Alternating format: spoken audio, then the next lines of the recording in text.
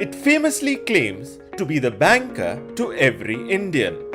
But did you know that India's largest bank, the State Bank of India, started its journey on 27th January 1921 as a central bank for the British Indian Empire.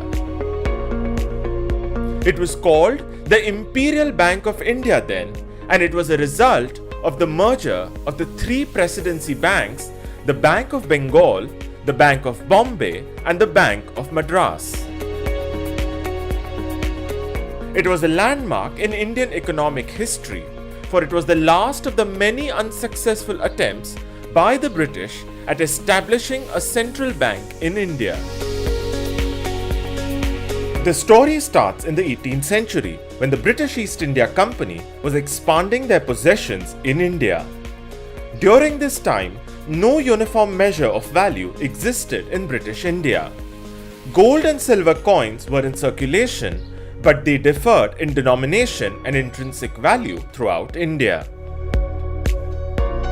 Out of this confusion, there arose a demand for uniform coinage, and in 1806, the silver rupee was officially accepted by the East India Company as the standard coin. In 1861, the Paper Currency Act vested the sole right to issue notes with the government. Meanwhile, as early as 1773, Warren Hastings, the Governor General of British India, had set up the General Bank of Bengal and Bihar. It was a central bank of sorts, and it was to standardize the rupee, facilitate revenue collection for the government, and render foreign remittance services to private merchants. But it shut down in 1775. In 1913, one of the greatest economists of the 20th century, John Maynard Keynes, published his landmark paper, Indian Currency and Finance. He argued for the merger of the three presidency banks into the Imperial Bank of India, which would handle India's commercial and central banking. But the outbreak of World War I in 1914 delayed its creation. At the end of the war, there was renewed international pressure on the British Indian government, especially from the International Finance Conference, which had been set up to reset the global economic order. The conference, at its meeting in Brussels in 1920, recommended that in nations where there is no central bank of issue, one should be established.